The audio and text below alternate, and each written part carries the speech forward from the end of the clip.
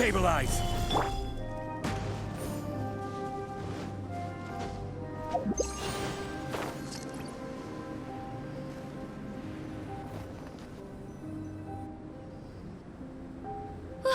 We've been heading in the right direction for a good length of time now. We must be getting close. I can feel it. Victory is in sight! Hooray! As soon as we get to base camp, Paimon wants a bowl of hot soup and some barbecued meat. I hope we can all get there safely. No more incidents, please.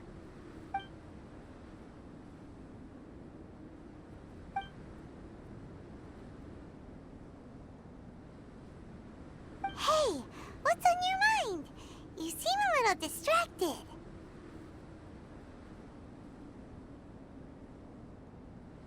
Something's up, isn't it?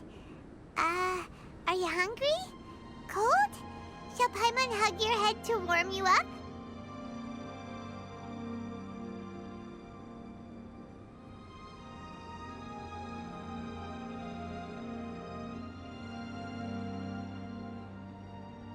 I don't think I've spent so much time on Dragonspine before. It sure is cold, but the view is amazing. Isn't it, Eula? Eula? Sorry, I wasn't listening. What did you say? I was just thinking. Whenever I've met up with you at Dragonspine in the past, we always stick to the same few spots. It's much more vast and beautiful here than I realized. If it were a little warmer and a little safer, I bet this place would be bustling with visitors.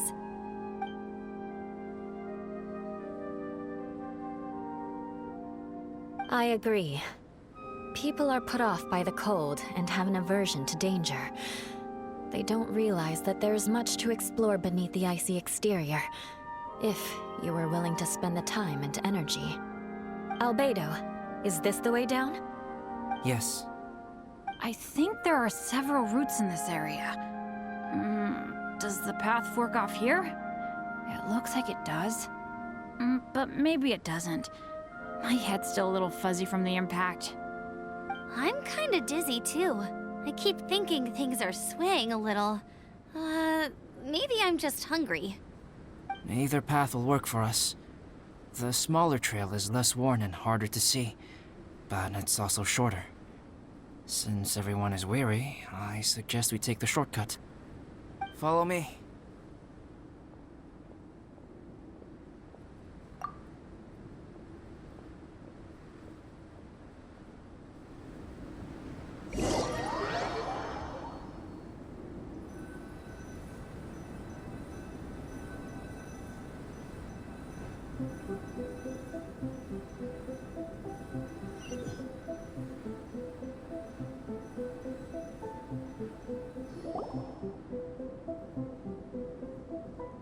Wait.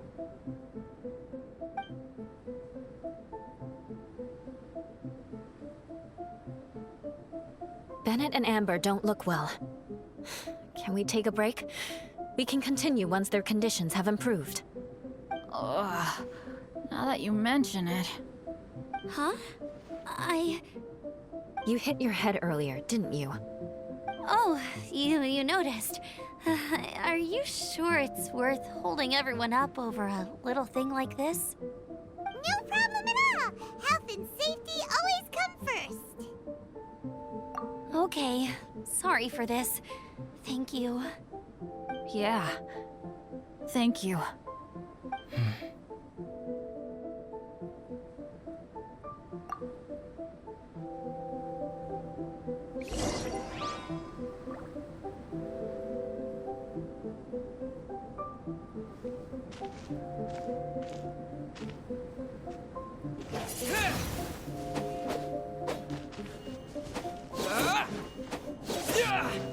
Windblade! Drinking some water can help with the dizziness. Oh, and lying flat on your back helps too. Thank you, Bennett. Seems like you really know your stuff. Well, when life gives you lemons. Bennett, weren't you feeling dizzy too? Stop pushing yourselves, both of you. Get some rest. We'll continue when you've gathered your energy. Eula might come off as a little frosty, but she takes caring for her friends super seriously, more than anyone else I know. Every time I see that look on her face, I'm just like, ah, stop staring at me.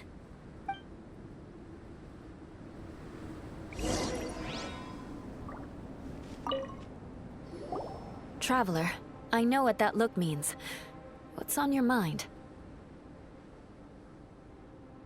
Maybe seasoned veterans have an instinct for it.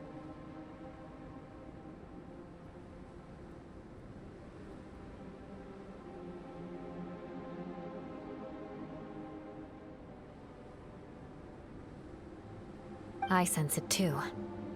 Something seems to have changed, but I can't confirm for sure. It could be difficult to verify.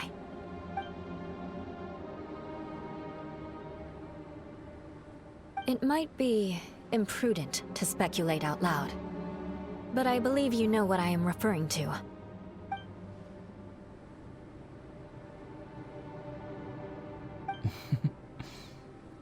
Traveler, I think...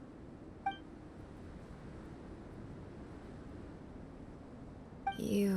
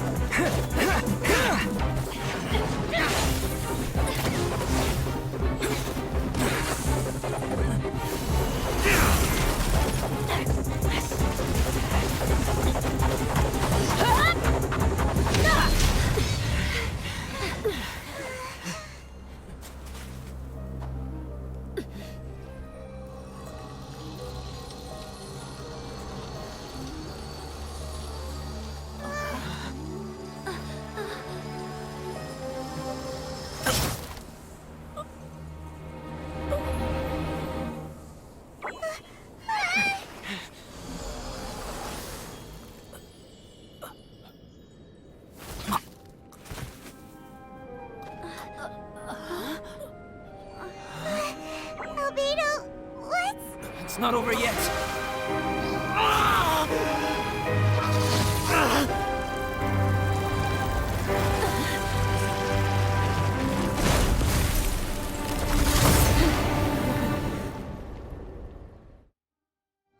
Brace yourselves. This'll be a challenge. Stay back! I'm going to cut this wheat down to size!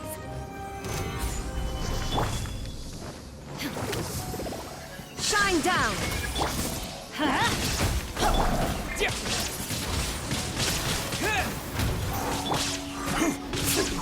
Gather! There is no...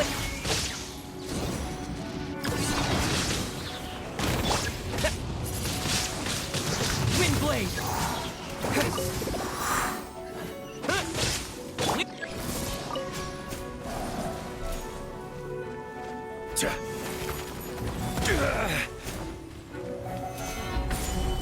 Order guide you.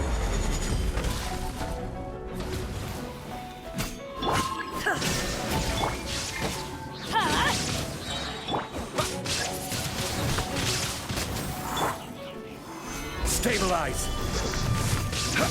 Teamwork is strength! Illusion shattered! Torn to oblivion!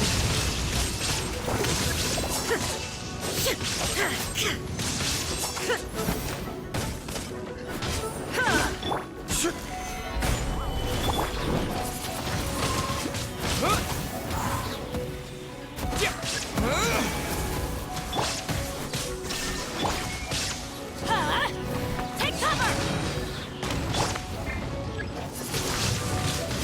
Wind blade! I will have order. Solidify. Take cover! Everybody stand back! There is no escape! Solidify. Inazuma shines eternal! Shine down!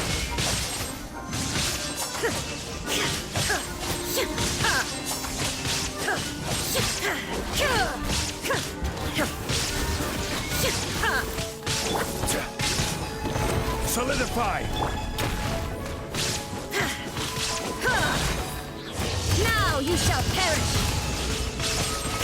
There is no escape! Ha! Teamwork is What in the world was that thing? One moment it was human, the next it was a plant! Is everyone alright? We're fine. But can you please tell us what's going on? I don't understand. I take it this monster is whom I had the pleasure of meeting last time. Correct. As you might have guessed, this is a mutated whopper flower. An extremely rare kind. But can whopper flowers turn into humans? Not typically, but conditions on Dragonspine are far from typical.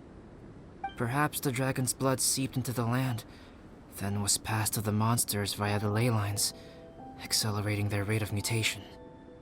How could that happen? This mountain is home to the remains of Durin, the venomous dragon. If there is anywhere in the world one might expect life to do unfathomable things, it would most likely be here. Durin was an artificially created life form. Its existence is nothing short of a miracle, and proof of countless possibilities. In other words, this mountain we stand on is a cradle of life's profoundest mysteries. A vast and terrifying hotbed of possibilities. The avalanche. It must have been the work of this imposter. Agreed. All the other troubles you faced on the way down could also have been its handiwork. My guess is that it was targeting everyone that I've had contact with. Right, I forgot all about that. It's not inconceivable. But what was its purpose? Was it just trying to get rid of us? I have a preliminary hypothesis on this. Whopper flowers are masters of mimicry, and those we encounter in the wild often appear in the vicinity of the plants they impersonate. In other words, the whopper flower likely has an instinct to replicate and replace. As a plant, it will disguise itself as another plant and infiltrate the group, hiding among them for cover. The plant being imitated has no way to detect or fight back against this behavior. But when it disguises itself as a human... It wanted to replace you and infiltrate our group? Yes. Maybe it created the avalanche to get rid of us. I predicted this eventuality, so I availed myself of the avalanche to hide and lure it out. It was watching us the whole time, and when it saw that I had disappeared, its instinct was to take my place. At that point, its disguise was complete, and its next move was to hunt its prey. Yes, that's exactly how whopper flowers operate.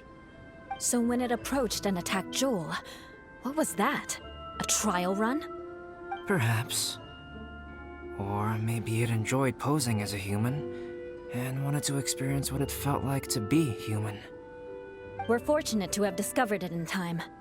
I think the Traveler was the first person other than Albedo to notice something was wrong. Traveler, how could you tell the real me and my imposter apart? I want to know too. I had no idea the other guy was an imposter. They looked exactly the same to me. I see. It goes to show how difficult it is to impersonate a human. This mutant whopper flower tried its best to replicate the original exactly, but still managed to miss some details. Unbelievable. To think that Dragonspine creates such terrifying possibilities.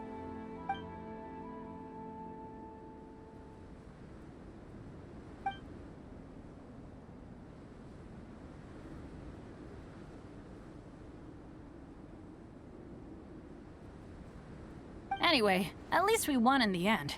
It looks like my method did work after all. I used up all the bad luck, and the good luck finally came through. About that.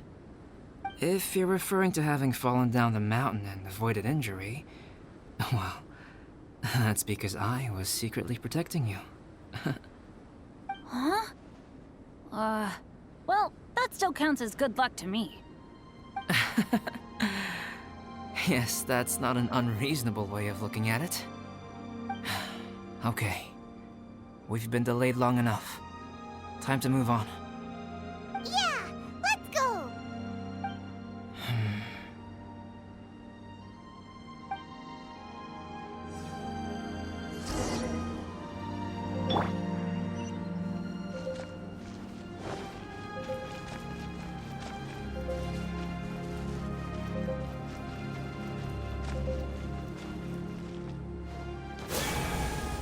Disappear!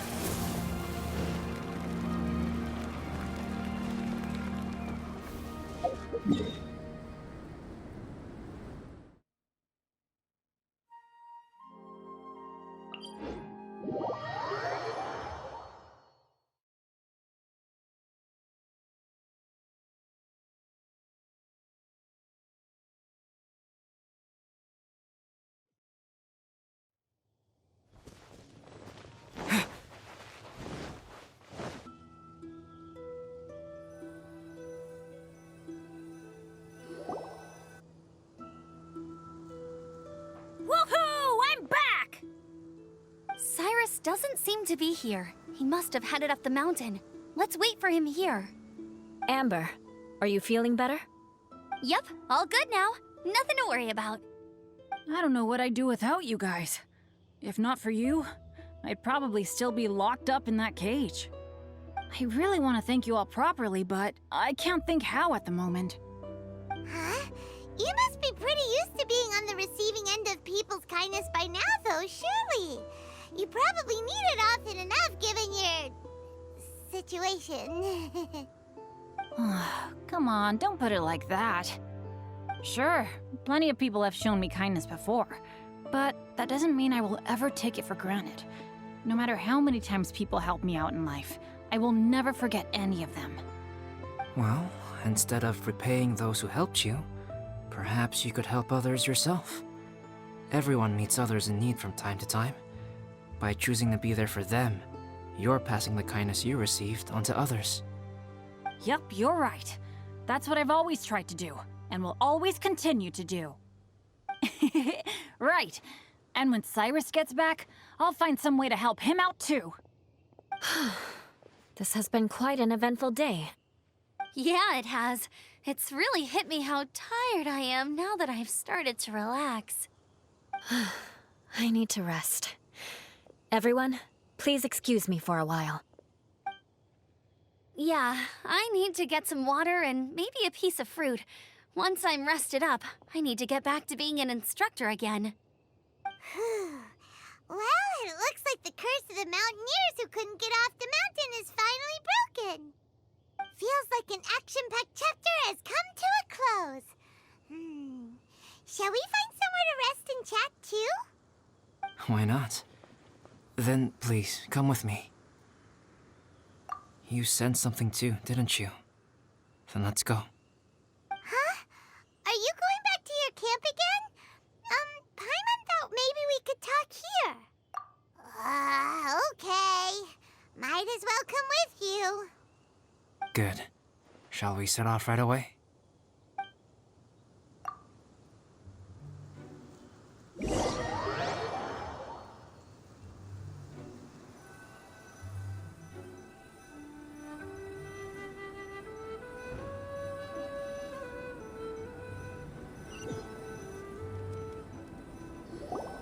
Sorry for bringing you back here once again. Some topics are best discussed in private. Is this about the imposter? That's right. I have to say, Traveler, I'm very surprised you noticed the difference between me and the imposter. Yes, this mark. Perhaps it's where it all began. Ooh, sounds like the beginning of a big story. Keep going. Well, I can't deny that what I'm about to say does sound like something from a children's storybook. So, what do you think this diamond-shaped mark means? A tattoo? A crest? Something else? No. Consider it a birthmark. Have you ever seen an intricate glass ornament and wondered how it was made?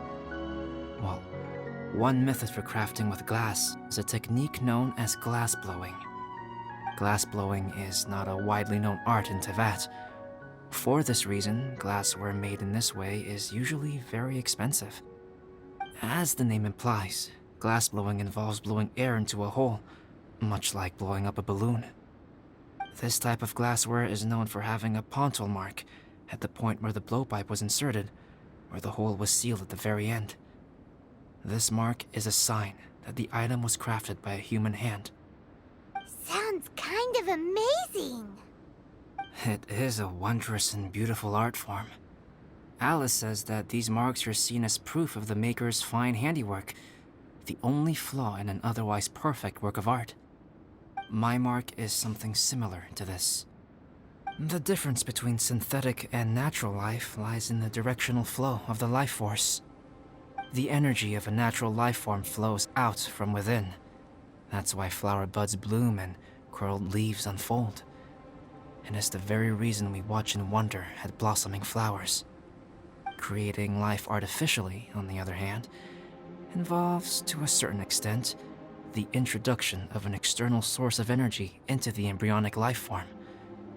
When the hole where the life force was infused is sealed at the end, it leaves a mark not dissimilar to the pontal mark in blown glasswares. The alchemical substance drips and spreads out in all directions, resulting in this rather ingenious diamond shape. Wow! So that's where it came from. This mark is a sign of my artificial origins, and proof of my imperfection as a human. I presume that the impostor intentionally avoided replicating this mark, so as not to become less than perfect himself.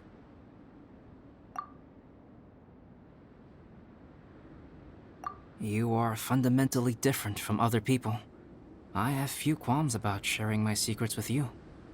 Just as Paimon said, it all sounds like a story. Even if you were to tell anyone else, they would regard it as nothing more than a tall tale.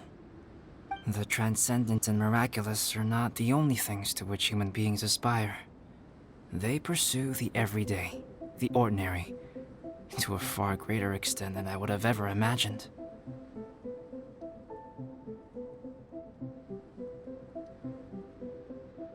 People like to believe that those who are thoroughly different from themselves could only ever exist in stories.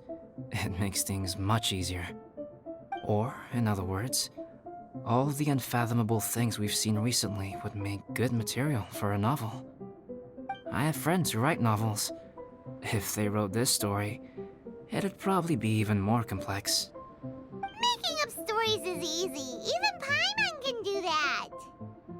Oh, I didn't know you had that kind of talent. Paimon's the best guide in Teyvat. Making up stories is a piece of cake. In that case, how about we have a storytelling contest? We can base our stories on the events of the last few days. Sounds great! But we still have to help out the Adventurers Guild. I understand. Creativity is something that cannot be rushed. Take your time, and come back when you have found some inspiration. We'll see whose story is more compelling. Deal! Okay, we'll regroup with the Adventurers Guild for now. Sure.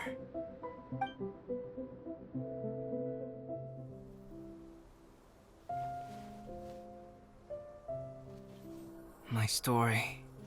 Yes, I should have known. Master's failed specimen in the dragon's belly. This is where the story truly begins.